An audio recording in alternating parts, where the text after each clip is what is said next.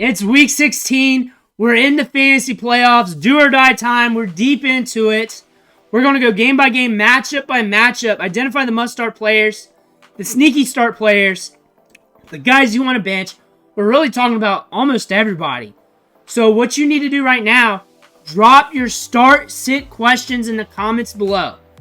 Every Saturday night, I get back to them. I roll down the list. I answer all of them. And I try my best on Sunday morning, but you know how that goes, setting my own lineups and everything else. However, drop your comments down in the comment section below, and you need to click that subscribe button right now. Next year, every Saturday, we're doing the same thing, going over the matchups. We're going deep on the waiver wire, and we're doing deep dives on the trending players. You can count on that because we've been doing this for years. Click that button, stop missing out. We're going to look at our first matchup here today, and we're looking at the Detroit Lions and the Chicago Bears. We got a 48 over-under. The question here is, what Caleb Williams are we going to get? And I say this with every Bears game, and you understand this with every Bears game, especially what you saw last week. What we're looking at here with the Chicago Bears is a team that's very fragile at the quarterback position that could go up and down either way. We're looking at David Montgomery out, Jahmyr Gibbs getting the work. Craig Reynolds has been a crafty veteran with this team and has been productive minimally, off and on, or mostly on when he's getting an opportunity, when he gets that chance. Vaki is the rookie here that I'm highly interested in. Those are gambles in deeper leagues. Amon-Ra St. Brown, let me know if you're benching him, and I want to know why and with who you're starting over him. Jameson Williams is an upside play. A 48 over-under could be a catalyst for that. The game script's pushing. They don't have the Q next to his name. Tim Patrick has been seeing more targets, so in deeper leagues, you may want to look at that. You're looking at Sam Laporta, and this could be a matchup where he fires or not. He is very volatile. Very volatile. And you're looking at the Chicago Bears, I would say the same thing. I look with all the changes the Bears have made. DeAndre Swift might get a little bit more work out of the passing game. They might try to simplify things a little bit more. Still a risk. But you're going to get some work. And now you got a three-headed monster here. You got the carousel effect here with the drunk carding, like I said last week. DJ Moore, Keenan Allen, Rome Odunze. You're getting targets with all three. The main two is DJ Moore and Keenan Allen. Looks like they're switching back and forth with those guys when it comes to fantasy production. They're not must starts, but they're like starts that you're kind of eerily putting into your lineup. If you're benching them, let us know in the comments who you're starting over them. Browns, Bengals, 46.5 over-under. Jamar Chase, nobody's benching him. So we're not really going to look that way. We're also looking at T. Higgins, a good target share, deep air yards. He can be up and down, but he trends pretty good week to week. A decent matchup here against a Browns team that's starting DTR. That's going to be inhibited at quarterback, maybe. They've been all year. Jerome Ford's the back there. He's going to be a touch maestro. 10 plus touches in this game. Can we cross the goal line? Get enough to get you 10 to 12 PPR fantasy points. That's what we're hoping he does. Jerry Jeudy's been hot. Can we continue with the new quarterback play? Elijah Moore's going to get worked around the offense. Cedric Tillman might be back. And if so, that gets another deep threat in his offense. David Njoku, we're watching the injury report. Mike Gesicki's getting volume. He's up and down. But still, that's the tight end position. And if you're looking for somebody cheap to throw in the tight end spot, that's a guy you may want to look at this week. Chase Brown's been hot this back half of the season. Joe Burrow, we got a 46.5 over-under. We got the Browns. We might get up in this game. Should be all right for this matchup for low-end QB1, high-end QB2 numbers. Eagles, Commanders, 45.5 over-under. Nobody's benching Saquon Barkley. And then we're looking at Jalen Hurts is going to get you that rushing production. A.J. Brown is just a steady start every week, and you're just going to have to eat what he gives you. DeVonta Smith's got the upside in this matchup. The ball should be flowing a little bit. Jane Daniels got to prove what he wants to do here. He's going to push it downfield. If he can push it downfield and connect a few times with Terry McLaurin, we might have a marvelous, fun game to watch. Brian Robinson getting touches up the gut. He's going to get that volume. And there's a few games where you had to eat it. But overall, he's been pretty steady all year. Zach Ertz is questionable, so you're going to be watching that. Grant Calcaterra is a sneaky option at tight end for the week. We're looking at Rams and Jets, 46.5 over-under. Kyren Williams is getting to work, and he's always going to be getting to work. He's getting enough touches where every week he's going to be fantasy relevant. Matthew Stafford, in a matchup where we got a 46.5 over-under, we're against the Jets, who could make this a slower game, but sometimes it blows up. I look at him giving you good QB2 numbers, high end to low end QB1, pushing it there. I think the odds aren't that great that he busts. Puka, Nacua, Cooper Kupp. Let me know if you're ever going to bench those guys. I think most of you guys are going to have them in the lineup. Tyler Higbee, I don't think many people are going to be looking at him in this matchup. Aaron Rodgers, only if you're hurting at quarterback as a guy you're plucking off the waiver wire. We do have a 46.5 over-under. We do have a good Rams offense that could push it back on them to allow them to push the pace. And it looks like we're going to be pushing 30-plus pass attempts in this matchup. Breece Hall, can we get it together? Can we get it together after that knee injury? Are we back? Are we feeling a lot better? That is the question here, and can we get it rolling? Garrett Wilson, DaVante Adams are going to congest most of the targets like every week. And it'll probably be one of those games like it's been a few of them where it starts off slow, then all of a sudden they start ripping off some big plays like DaVante Adams did last week. Looking at the Jets, looking at those wide receivers are going to make you a little queasy every week.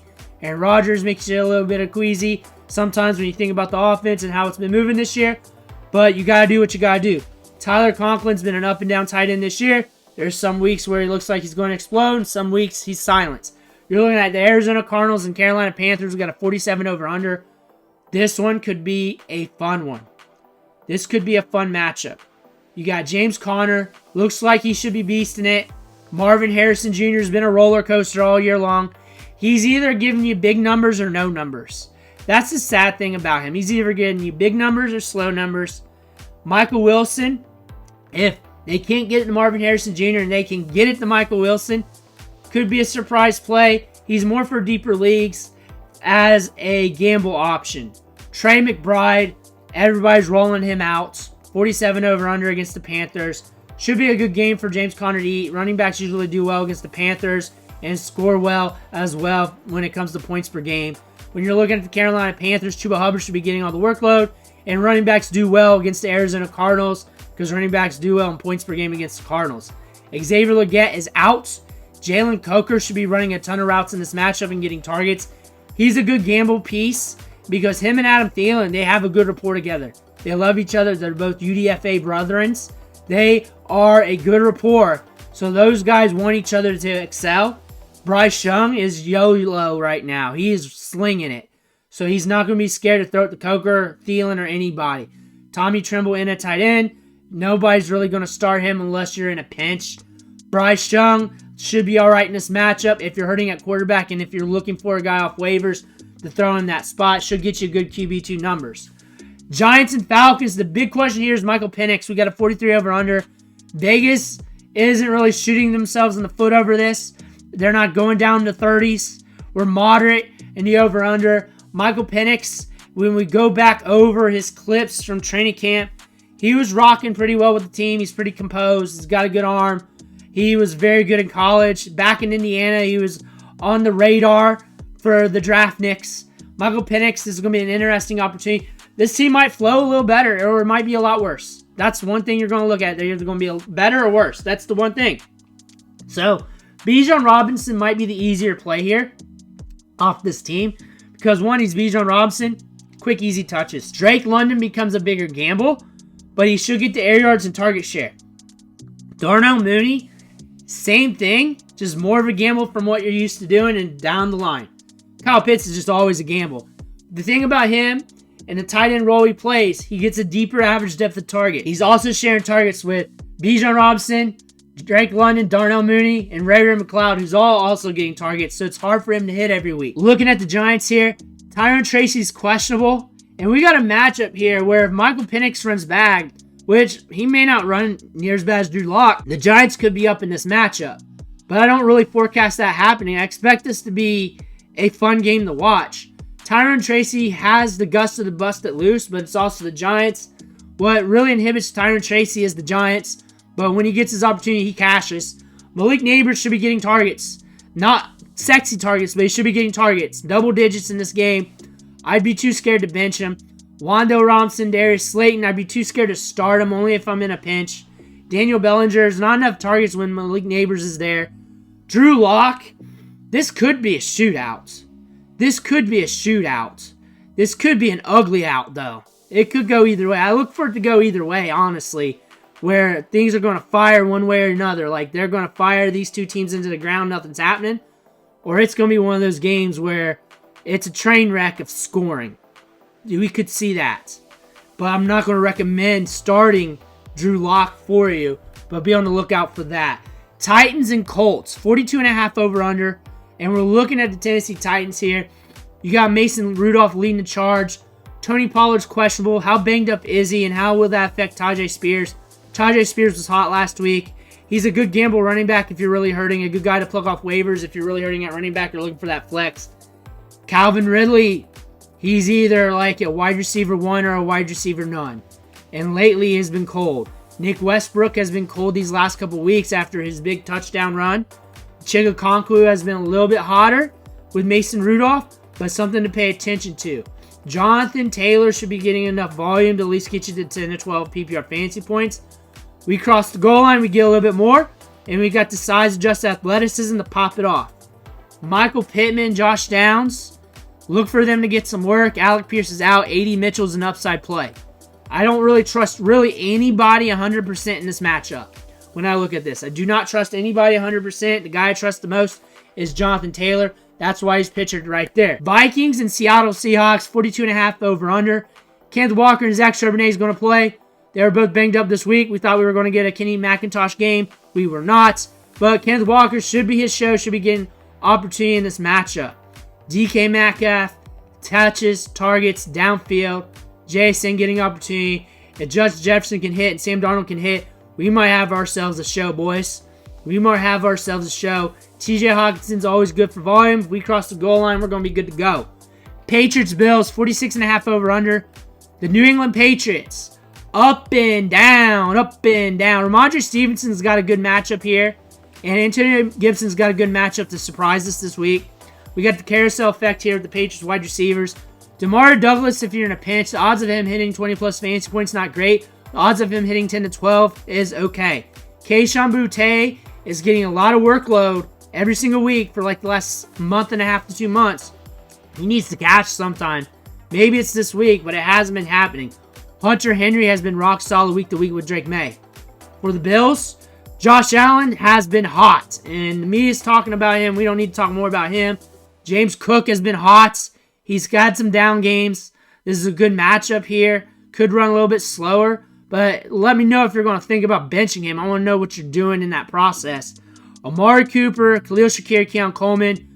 We got an interesting trio, quadruplet when you include Mac Hollins. Anything can happen here when Josh Allen's throwing the ball.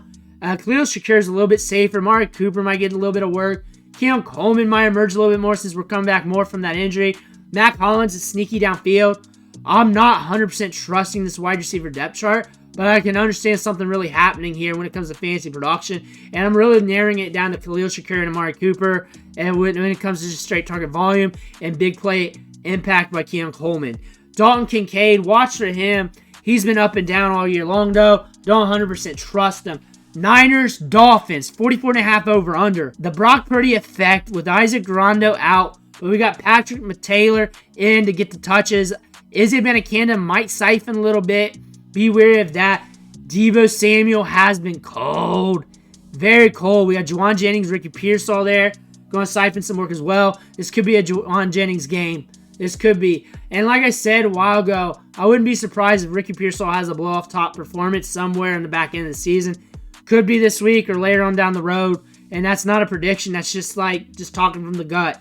Dolphins, Tua, you're going to get a Tua game. And Devin Achane's going to get that work. He's going to get that work, and I don't see many people benching him. It's a rougher matchup. Might be a slower pace game. 44.5 over under kind of entails that, but you're still going to have to roll with that. Tyreek Hill's questionable. Jalen Waddle's doubtful. Malik Washington scored 10.2 PPR fantasy points last week. He gets a lot of short targets. Look for him to get a lot more short targets against the Niners, and they may have to do that against this nasty defense. Jonnu Smith's been rocking targets, and they may get creative with Malik Washington and Jonnu Smith. One of them might be getting some workload. Jaguars, Raiders. So this one could be a fun one. 40.5 over under. We got Mac Jones versus Aiden O'Connell here in this matchup. That's going to be a fun matchup to see. And that could be just a train wreck of scoring or a train wreck of nothing. But we're going to see a train wreck. Travis Etienne and Tank Bigsby. We know the story here. They're up and down. They're not trustworthy in this offense. Brian Thomas Jr. can blow up on you. And that's something we're looking at. And now we're looking at Brenton Strange. He's getting a lot of targets in this offense. He can give you that Evan Ingram workload. A lot of people are going to look at starting him.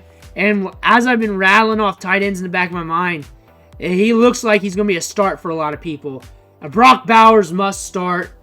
Alexander Madison is going to be a volume merchant, a touch merchant in this game.